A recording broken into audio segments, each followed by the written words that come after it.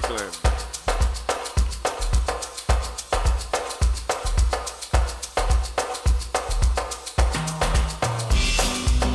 Welcome to MARKA. Thank you for that fantastic introduction. I hope I can live up to it. And was Mary fabulous or what? I mean, it is so exciting to be here. Aisha Gul, thank you for inviting me. What I want to talk today about is the way in which museums have become the foremost centers in our civic society for people to get together. And I want to get there by talking about a work of art that changed the way I understand museums.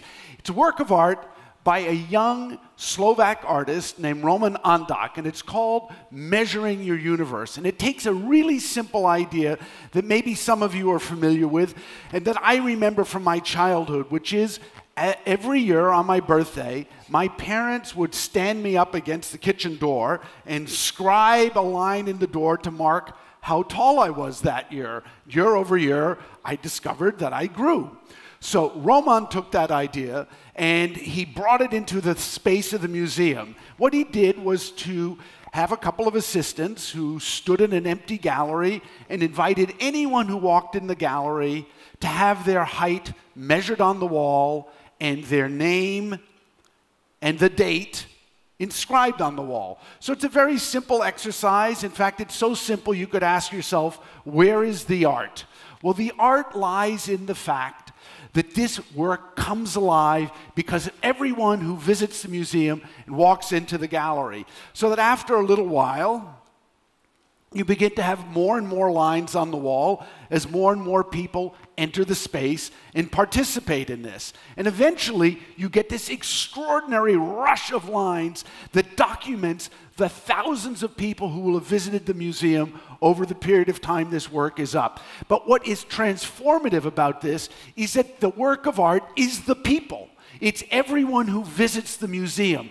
Each person shifts from being a visitor, that is, someone who doesn't have a stake in the museum, into being a participant. Each person who comes becomes the work of art itself. And in doing so, they become participants in an activity that is shared and collective. And as participants, they also become stakeholders in the museum. So they no longer have a kind of distant relationship. They are part of the institution itself. Their height, their name, and the date they visited is inscribed on the wall. They own the institution for the period of time this work is up, but more importantly, they have been transformed into art itself. And this idea of the museum as a civic space, as a participatory space, as a place that brings people together from diverse backgrounds who may never have met each other, but who can find a common cause, a common idea in the institution, is why thousands of people can show up at a place like the Museum of Modern Art to meditate in our garden, or hundreds of protesters can show up to proclaim their cause. The museum actually can serve both purposes. That is, a place of gathering, a place of protest, because the institution itself has evolved into a central civic space in our democratic society. That's what Roman Andak's work makes us understand, that it has shifted from a place where you go simply to look at a work of art to a place you go to experience and participate in the act of art itself. That's why great institutions like the Tate Modern in London, or the Centre Pompidou in Paris, or the Museum of Modern Art in New York have become so important in their time. The Tate modeled on the idea of an old coal factory, a place of energy production. And that metaphor of the museum as a place of energy permeates the Tate. Whereas the Centre Pompidou is modeled on the idea of a multiplex, where you can have a library, a film center, a museum, a restaurant, all these different activities coexisting together. And the Museum of Modern Art was created as a laboratory, a place of experimentation, a place where the public was invited to the experiment of modern art itself, to come, to look, to learn, to participate, to discover what isn't known. That is, the museum as a general of ideas. The museum is a place of discovery. That's what's at the heart of the Museum of Modern Art.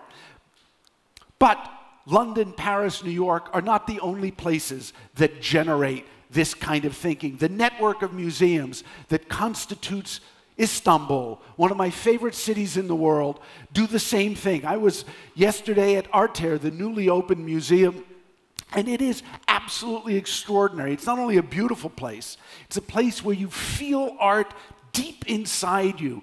And Arter is part of a constellation that includes the Sabancı Museum, or SALT, or the Istanbul Modern, which is undergoing a major transformation and will have a brand new building designed by Renzo Piano. These institutions form the bedrock of civil society. They are places where people go to learn about what they don't know, and that's why museums are so important. They create the opportunity not only to see and experience new and different things, they create the opportunity to meet other people, to learn about what is unfamiliar, to, in a sense, absorb the unknown.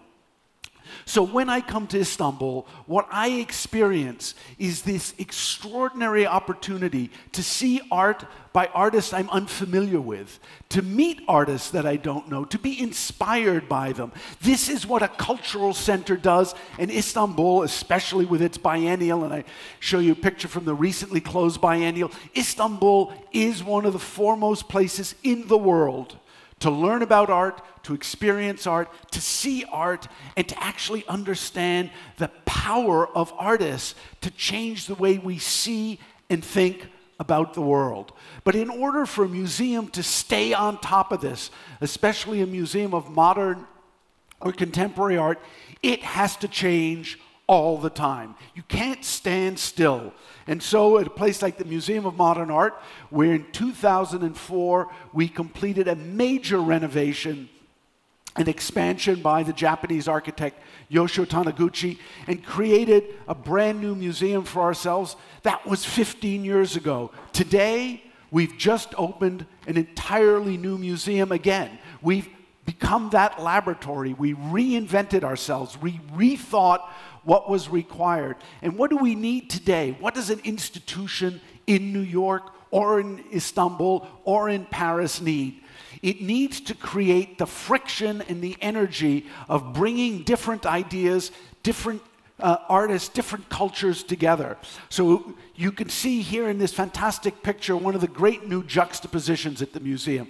It shows the Demoiselle d'Avignon by Picasso of 1907, one of the greatest paintings of the 20th century, a revered icon. But next to it we've hung a painting called Die by Faith Ringgold of the 1960s. And Faith is an African-American artist. And why is she in a room with Picasso? Because when she was in her 20s, she came to the Museum of Modern Art to learn. Every day she came, she looked at Picasso, she studied the Demoiselle d'Avignon, she studied other paintings by Picasso, and Die is her response to that. She reanimates Picasso. It isn't that Picasso makes her important, it's that she makes Picasso important by her very presence. And that is the essence of bringing different ideas together so that art becomes alive. And for the Museum of Modern or Contemporary Art, art must always be present. It must always be what we believe in, what we see, what we feel. It has to regenerate itself.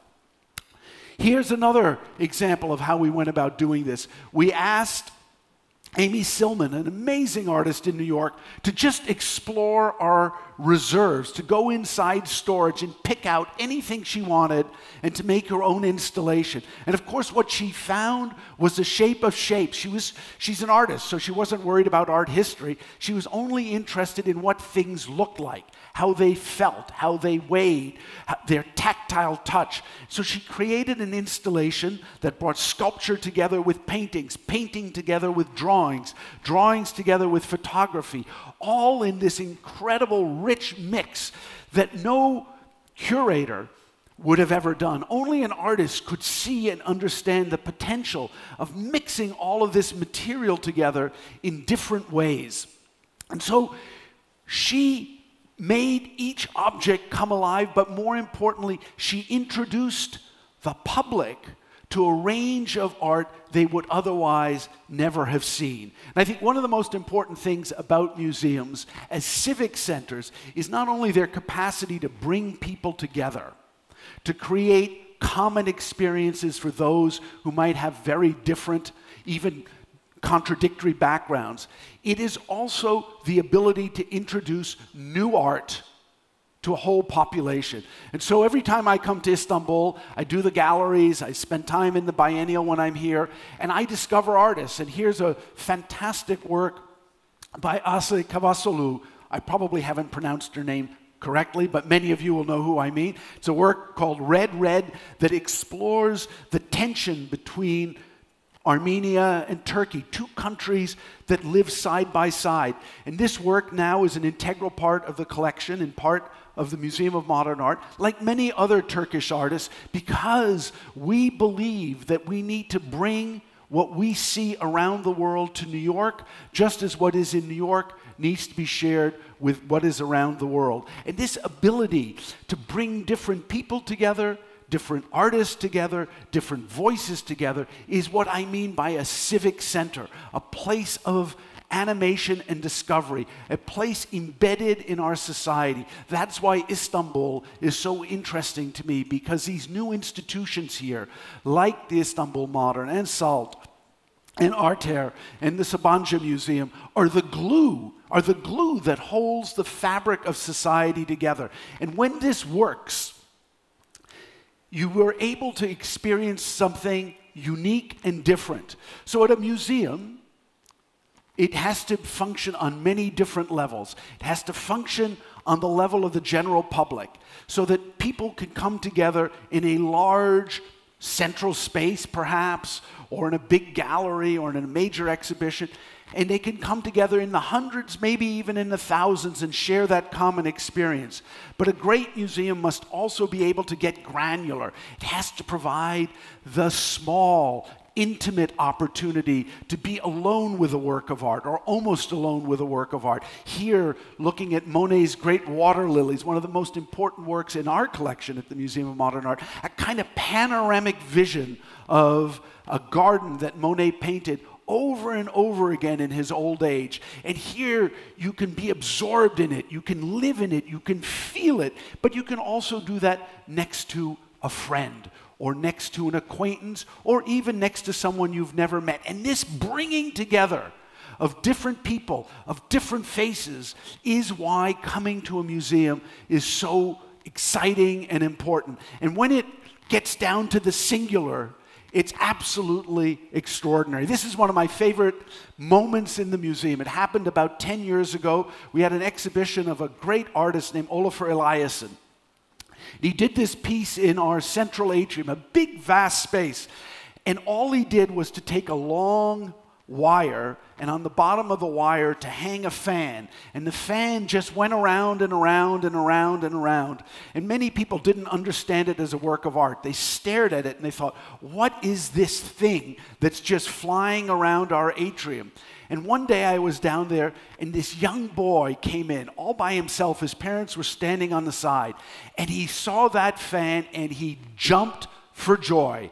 The pure, exquisite moment that that child discovered that this was a work of art, the reaching out to touch it, the sense of connectivity, the pleasure he took, is what makes me so excited about what museums can do. It's why I absolutely live in museums. I thrive in them because I live for that moment when a young child can understand something that no one else can, that this is an extraordinary work of art, and can jump for the pure joy of it. Thank you so much.